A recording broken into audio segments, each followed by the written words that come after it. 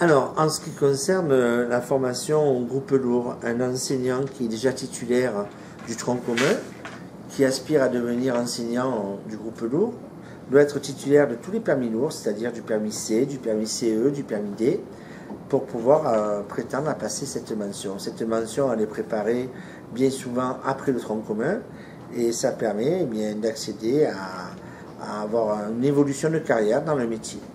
Donc un enseignant du groupe lourd, ça consiste en quoi? Eh bien, c'est donner des leçons de conduite à des apprenants sur un véhicule de transport en commun. Des spécificités du transport en commun, eh bien, c'est le transport des personnes. Donc automatiquement, pour transporter les personnes, il y a une conduite en souplesse. Il y a aussi tout ce qui est trait à l'environnement, la sécurité des personnes à l'intérieur, vérifier si ces personnes-là sont bien ceinturées, la conduite souple et tenir compte justement des porte-à-faux, des spécificités. Donc ça concerne le transport en commun, mais l'enseignant aussi du groupe lourd, eh bien, il va avoir aussi des liens avec le transport de marchandises. Donc, protection des marchandises.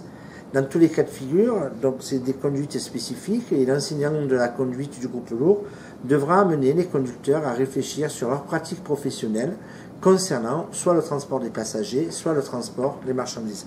Dans tous les cas, il faut retenir que le réseau routier n'a pas été conçu pour les véhicules industriels, pour les véhicules du groupe lourd, et que par conséquent, c'est bien nous, quand on est à bord d'un véhicule du groupe lourd, c'est-à-dire un transport en commun, un véhicule transport en commun, un véhicule transport de marchandises, à tenir compte de ces spécificités, puisque justement, étant donné que les largeurs des chaussées, que le réseau routier par lui-même n'étant pas conçu, il faudra s'y adapter et tenir compte des véhicules plus légers, notamment les véhicules B et les deux roues, ainsi que les piétons. Donc il va falloir tenir compte de l'inertie des véhicules, du transport spécifique pour le transport en commun, pour le transport de marchandises, et ce sont des thèmes pour lesquels les futurs enseignants du groupe lourd devront s'y atteler, bien réfléchir, bien analyser et bien tenir compte dans leur pédagogie au quotidien.